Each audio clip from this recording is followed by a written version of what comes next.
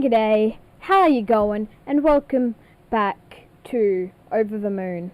We are currently on the third episode of the podcast where I talk about all news space related, from theories of creations of the universe to updates about rockets. This is the podcast to come to for space news, updates and all the facts. And today we will be talking about different designs of space stations.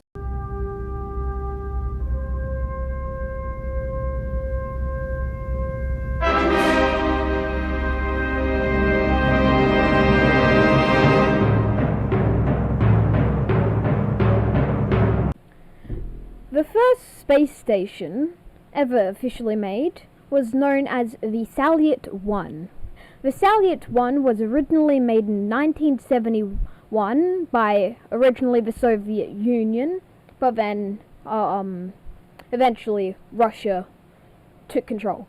The Salyut 1 only orbited Earth for 175 days before being intentionally deorbited and crashed into the Pacific Ocean. There's many videos about it that you can go and see. It was made separately in two different parts, and it had three different pressurized compartments and one unpressurized compartment. The pressurized compartment housed the engines and control equipment, and the station was overall 20 meters long and 4 meters in diameter.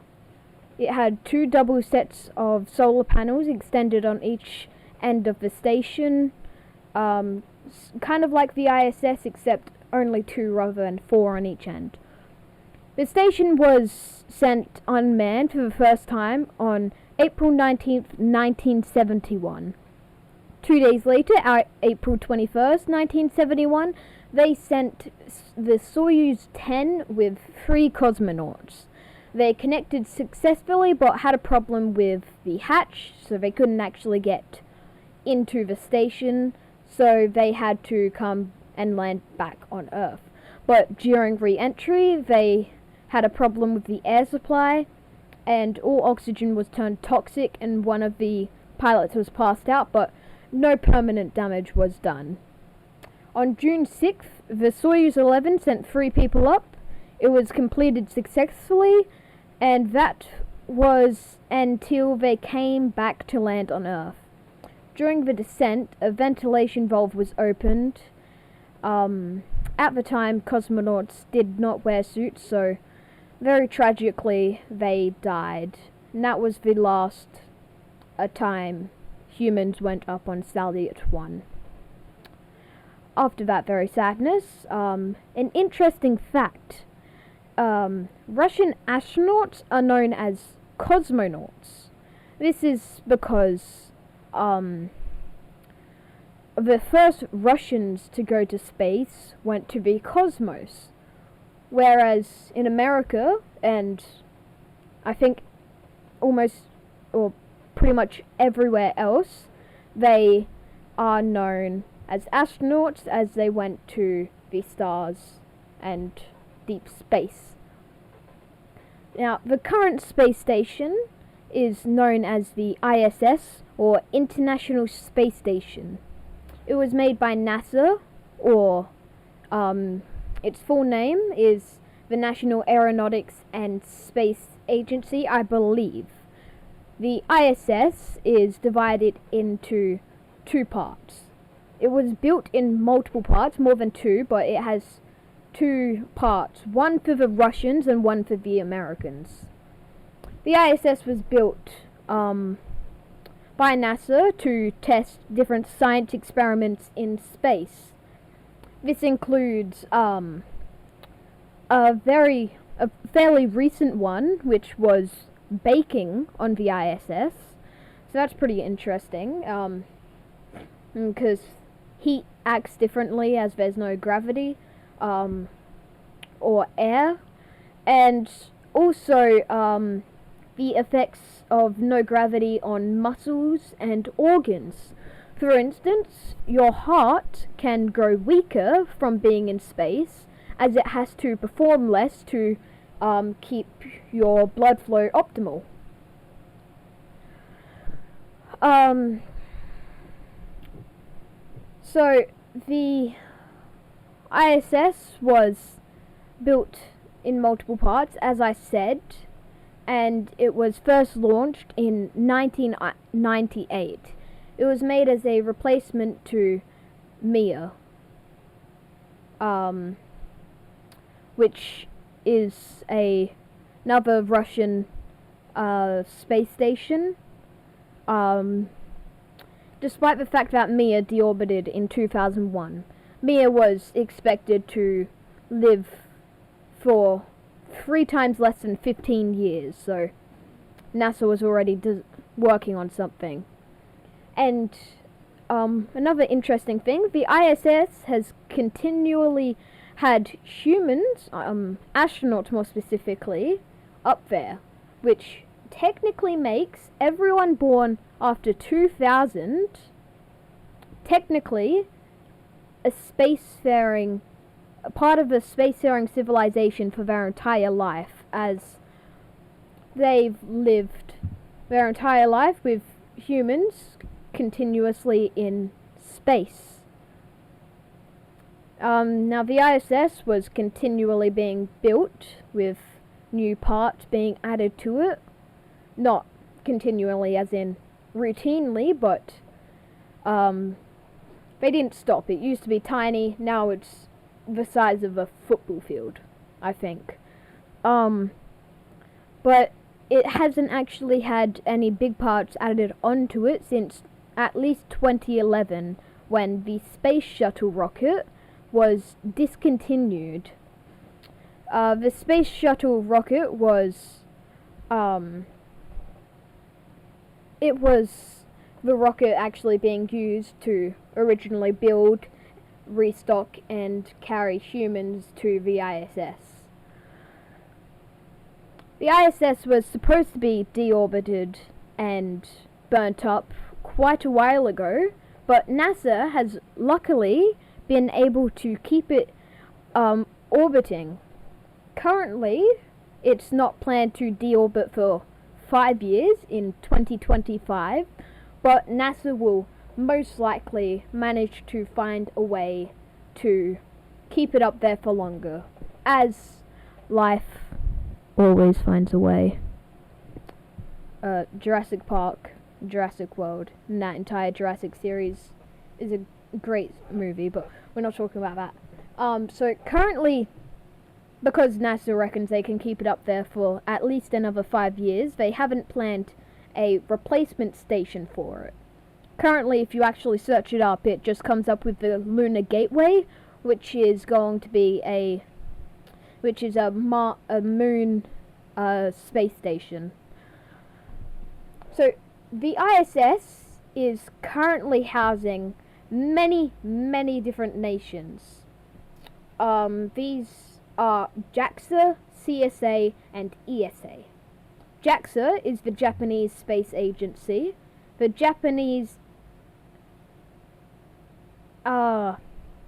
I don't actually know what it is, but I think it is the Japanese Aeronautical Exploration Association. So that's the JAXA. CSA is the Canadian Space Agency, and ESA is a ton of different countries in Europe. It stands for the European Space Agency. And currently, the Space Shuttle was discontinued, the rocket that's actually been getting astronauts and cosmonauts to the ISS is known as the Soyuz capsule. It's a Russian rocket that's been used by the Russians since, I don't know since when, but for quite some time. But SpaceX is designing a capsule to fly humans to the ISS. The first crewed flight is currently scheduled for sometime in May. They don't have a specific date in May, but it will most likely be delayed due to the COVID-19 outbreak.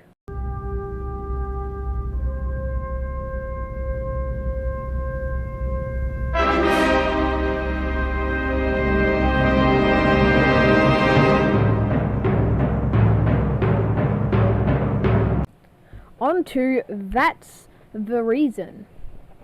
Our topic for That's the Reason episode 3 is, why was the space shuttle so dangerous? Now, the space shuttle was a rather dangerous rocket. Despite that, it was still used for quite some time. But the space shuttle had 2 solid rocket boosters, or abbreviated to SRBs. The difference between solid and liquid boosters is that a solid rocket booster is unable to be shut off. So once you ignite it, the engine will go on forever. You can't turn it off. It only turns off when it's run out of fuel. Liquid engines, however, can be shut off. The fire can stop. The flamey end can not be the flamey end anymore. So what happens with most rockets is, when they notice a problem, say with the oxygen tank, like in Apollo 13, they will shut off the rockets. Then a rocket pole, known as an abort tower, on top of the capsule will shoot, which will boost the capsule away from the falling rocket and boosters, and then it will deploy the parachutes so the humans stay safe. But because the space shuttle had SRBs, it could not boost away from the booster, as if it popped off, it would end up getting destroyed by the SRB's flames, and probably kill all 7 people aboard. NASA did at one point have a design to boost away the 4-seat component. The space shuttle had a cockpit up the front with 3 people and a sort of circular area at the back, behind it, that carried 4 people. They couldn't figure out a way to actually boost off the cockpit though, so I don't think they scrapped it. I think they still use it, but there's still 3 people who would die in that circumstance. They did eventually find a way to save all 7 people in the situation of a malfunction. What would happen is I believe, I'm not entirely sure about this, but the 4-seater component will boost off, and the 3 seats, those people will have to stick a pole, a long metal pole, out of their hatch. They will then attach a carabiner to the pole and jump out of the hatch and use a parachute.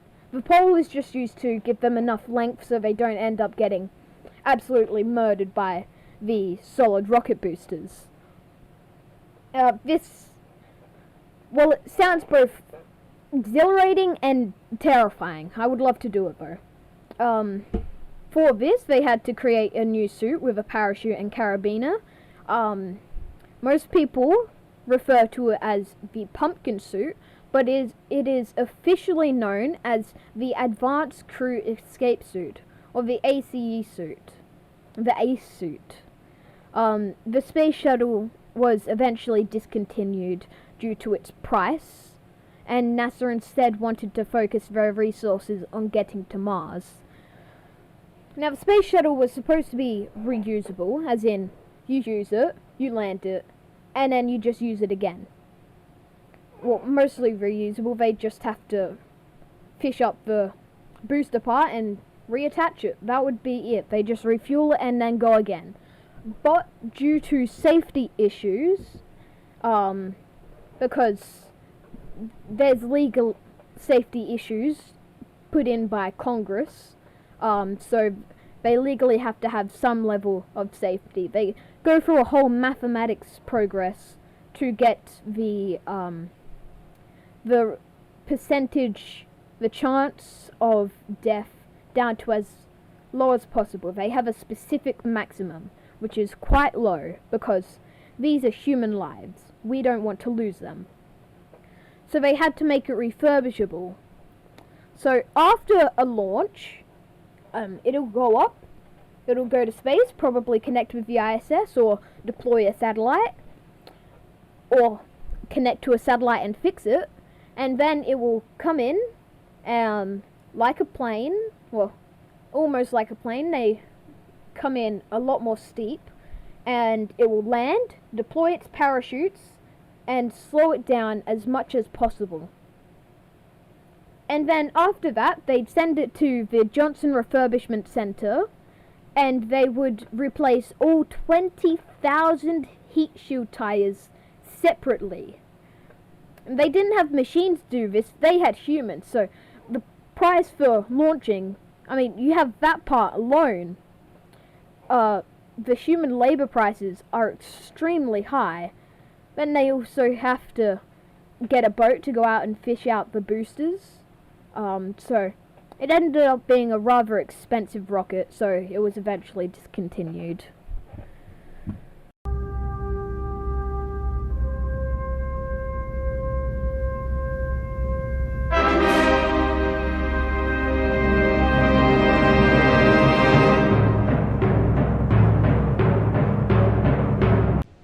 That's all for today. Make sure to hit like and subscribe to the podcast. Next Friday, we will be discussing new rockets and their design, so stay tuned for that, and I'll see you later.